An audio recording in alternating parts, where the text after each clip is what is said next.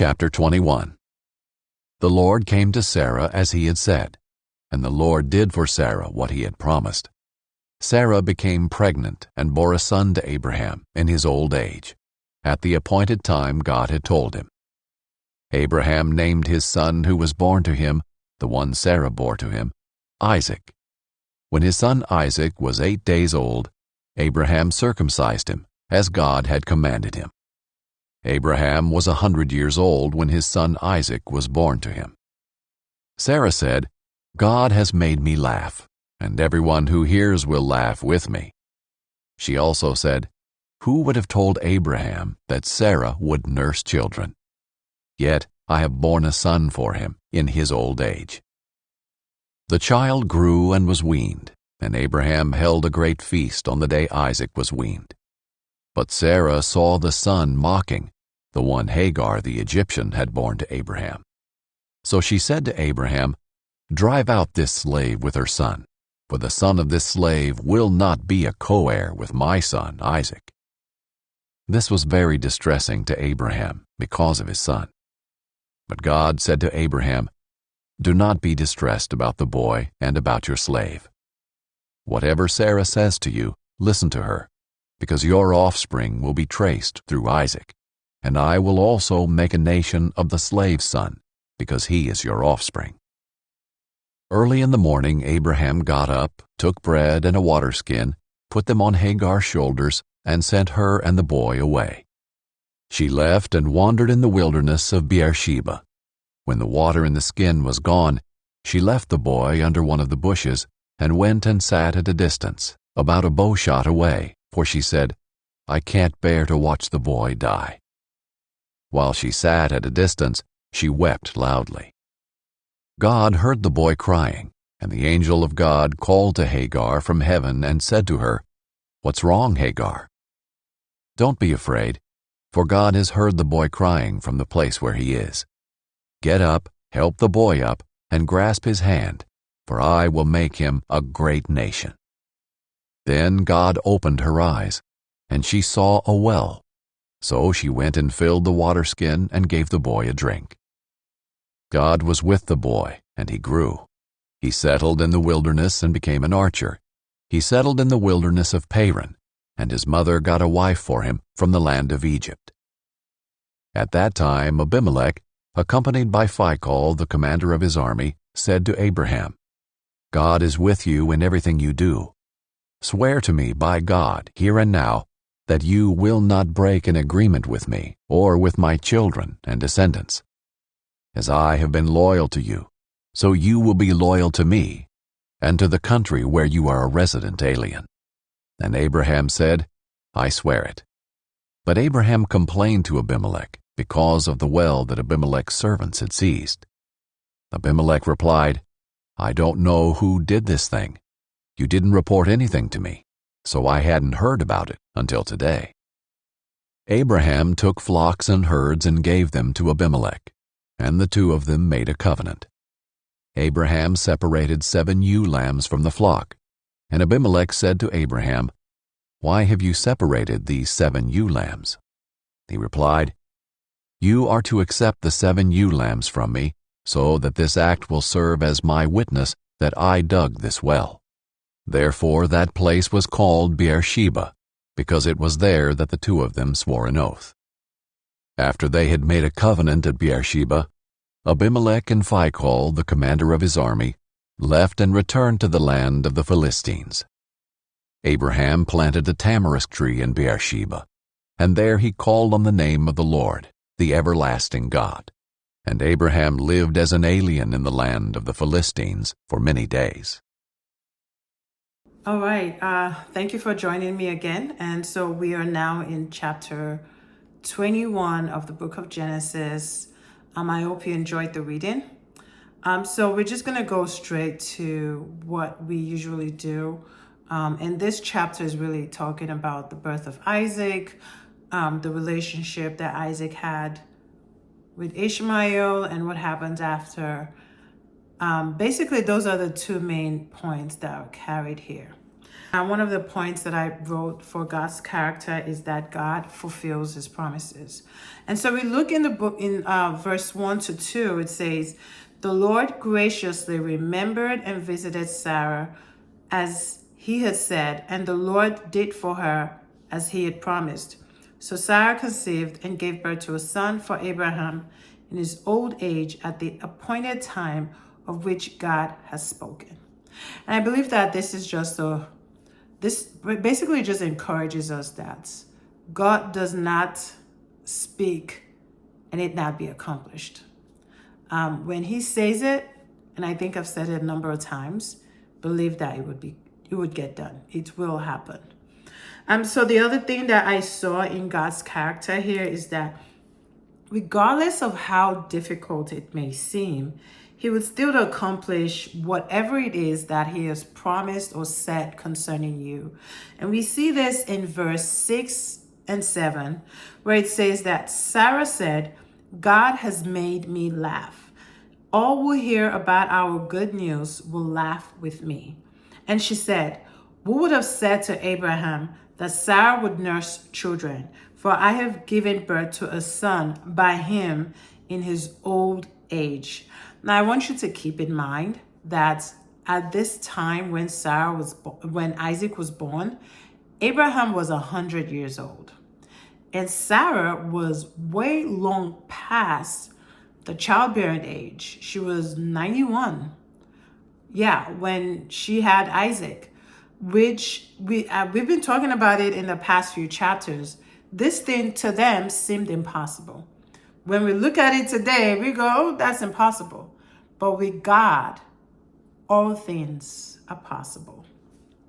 All right, so the third thing that I saw in God's character is that God is a merciful God. And we see this in verses 15 to 19, where it says, "When the water in the skin was all gone, Hagar abandoned the boy under one of the bushes. Then she went and sat down opposite him, about a bow shot away, for she said, 'Do not let me see the boy die.' And as she sat down opposite him, she raised her voice and wept. God heard the voice of the boy, and the angel of God called to Hagar from heaven and said to her, 'What troubles you, Hagar? Do not be afraid, for God has heard the voice of the boy from where he is resting. Get up, help the boy, and hold him by the hand, for I will make him a great nation.' Then God opened her eyes, and she saw a well of water, and she went and filled the empty skin with water and gave the boy a drink." Let's just backtrack a little bit. What happened that Hagar and Ishmael are in this situation? If we go back into the story a little bit, Ishmael was kind of mocking Isaac for whatever it is. It could be envy, jealousy that Isaac is the promised child, Isaac is the heir, and Ishmael might be feeling some type of ways, because I also want you to keep in mind that Ishmael at this time was also a teenager. When Isaac was born, he was probably like 14, 15 years old when Isaac was born. So he knew right from wrong at this point. And he knew what could be at stake for him with Isaac being born. And that was the reason why. And so Sarah actually basically asked Abraham to kick them out, send them away, with nowhere to go but just a little bit of provisions. And they ran out of the provisions, the food and the water that Abraham gave to them. And so they were at this point where they just didn't have anything to drink, and it looked like they were going to die of thirst. And Hagar did not want to sit close to her son to watch him die. And so she just sat away from him in the opposite way, and just hoped that death would come quickly or something. And the boy was crying because he was exhausted, he was in pain, and God showed up in that sense. What fascinated me about this story here is that, was the well that God opened her to see there all along? Yes. The Bible didn't say that God presented a well to her. The Bible said God opened her eyes to see a well, which means that the well was there all along, but she never saw it. She never knew where it was located or that it even existed. And so God had to open her eyes to it. And I want to emphasize or use this story to emphasize to us that there are times when opportunities are right there in front of us, but we don't see it. We don't recognize it. Or the way out is just right there. We don't see it and we don't know that it exists. And my prayer for everyone that is watching this video is that God will open your eyes to see the things that you need to see for what you need in this moment in time. All right, so I'm going to move on to verse 17 because we're going to talk about another aspect of God's character, which we've already read, which is that God hears your cry. Now, we've read it that God heard the voice of the boy. The boy didn't cry out to God. Hagar didn't cry out to God, but God heard the boy's cry. And I just wanted to point out with God hearing your cry is that God is a compassionate God, which is why even sometimes when you don't ask for it, He knows that you are in need, and this need is relevant to your survival. He will make the provisions. I cannot tell you how many times that God has given me things that I didn't even know I needed, let alone ask for. But when He provided it, I realized, oh my goodness, I needed it. Because God is merciful and He is compassionate like that. Now, that does not mean that we should go around assuming that God is just going to give us whatever we need, whether we ask or not, and so you decide not to ask. Ask. The Bible says, ask and you shall receive. So it is very good to ask if you know. But if you don't know, God will be there. God will show up for you. In this case, in the case of Hagar and Ishmael, I don't think that they knew God, let alone know to ask God for help, which was why God showed up for them and provided a solution. All right, so the fifth thing that I saw actually in God's character in this chapter is that God is eternal God, and that is His name, which is El Olam. And we're going to look at verse 33, where it says, Abraham planted a tamarisk tree at Beersheba, and there he called on the name of the Lord in prayer, the eternal God. And when I looked in the Bible, the eternal God means El Olam. And it's just amazing to know that the God that we serve is an everlasting God. He's always there. He's the same yesterday, today, and forever. He's the omnipresent God. He is always there. He has always existed, even before time. I think it's a pretty beautiful thing. He will always exist, even after all of mankind is gone. He will always exist because He is the eternal God. I just thank God for that. I think it's an amazing thing to know that this is the God that we serve. All right, so we're going to move quickly into God's will.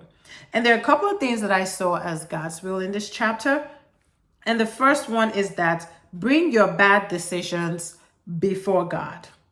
And we see this in verse 9 where I'm just going to read the verse and then let you know. Now, as time went on, Sarah saw Ishmael, the son of Hagar, the Egyptian, whom she had borne to Abraham, mocking Isaac. Now, let's rewind a little bit where Sarah presented Hagar to Abraham and said, hey, go have a son for me through her. And in her mind, she was thinking that Ishmael would be her son. What she did not expect was Hagar's contempt towards her. And now she's seeing not only Hagar's contempt towards her, but the one that she thought would have been her son, which was why she presented Hagar to Abraham in the first place, is now having contempt towards the son that she actually gave birth to. So we can really see here that Sarah's decision to present Hagar to Abraham and to basically help God in the promise was a bad decision, and it backfired on her. And and I just say this because sometimes we make bad decisions that comes with consequence, and we think that the solution to the consequence is to just erase the bad decision as if it never happened. I will advise you not to. I would advise you to present it before God and ask God for guidance on this. Now, I want to say this, that her decision to send Hagar away, God already came into agreement with that and said to Abraham, it's okay. You send Hagar away. I will be with her. I will be with her and the son, basically. And Ishmael is going to grow up. But I'm just saying, for our lifetime, when you make a bad decision, and they happen sometimes, and that decision backfires, present it before God. Bring it before God and ask God for guidance on what to do and how to approach it.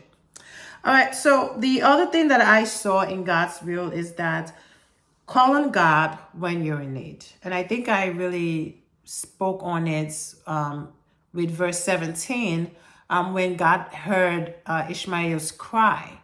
And I really did say that even though, at least in your case, right, you know who God is, you know what God is capable of, you know the need, call on God to help you, concerning that need.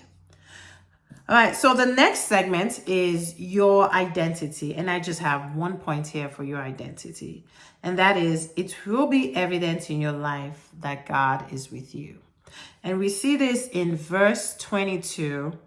It says, now at that time, Abimelech and Phicol, the commander of his army, said to Abraham, God is with you in everything you do. It says here that they came to him to make an agreement with him because they saw that it was evident that God was with him in everything that he did. But they saw this very amazing, unbelievable, impossible thing happen in their life, which was Abraham and Sarah having a son in their old age, especially for Sarah. It was an impossible thing in the eyes of these people that God did. So it was evident that they knew. And they knew that it was evident that God was with Abraham. Not to mention all the servants, all the wealth that Abraham had, but that God backs him up. God is with him. And I added this to let you understand that when you are a child of God and you have surrendered your life to God, God is with you. And God will back things up in your life with signs and wonders, with miracles and testimonies. You just need to have faith, trust God, and follow his directions. All right, and then we move on to the next segment, which is lessons learned. And we're going to just take a quick look at verse 9 before I talk about what I found in lessons learned. Now, as time went on, Sarah saw Ishmael, the son of Hagar, the Egyptian, whom she had born to Abraham, mocking Isaac. And so I say, and I've already said it before, is that we often try to erase our bad decisions as if it's never happened. Don't try to erase your bad decision as if it never happened. Acknowledge you made a mistake. Turn to God, repent, ask for forgiveness of sins, and ask God to help you moving forward, to guide you on how to handle the situation, how to handle what seems like the consequence of that decision that you made. All right, so we're going to move quickly to the next two segments. Which is the final two segments, actually, which is prayer points and verse of the day. And we're going to start with the prayer points. And the first prayer point that we're going to talk on is that you're going to ask God to graciously remember you for good and fulfill all his promises in your life. The second prayer point is you pray that God will cause you to laugh. The way God caused Sarah to laugh, where she said, who could have imagined that I would have a child in my old age? This thing that looks impossible. pray that God will do the same for you. And then pray that God will have mercy on you and help you in a time of need. Then the fourth prayer point is that you pray that God will be with you in everything you do. Now we're going to move on to the verse of the day, which is verse 7, and I just mentioned it briefly. And she said, "Who would have said to Abraham that Sarah would nurse children? For I have given birth to a son by him in his old age." Now, the reason why I chose this as the verse of the day is because I want you to go and meditate on it. Think about that. Think about the ways that God will do testimony, miracles in your life, that would bring forth testimonies that you say, who could have told me, or who could have known that God would do this, right? Because what God did here for Sarah is that God changed not only her name, but her status, changed her title from barren to being a mother. That is huge. And so you just hold on to that and trust that God will change your situation. That thing that looks impossible, that thing that you've been waiting on him for a long time for, that thing that just seems too difficult for you to handle. Bring it before God and trust that God will take care of it for you.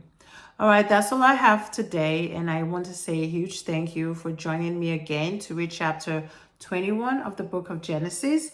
And the next chapter is going to be on chapter 22, where God kind of tested Isaac. But we'll find that out tomorrow. All right, thank you and have a good night.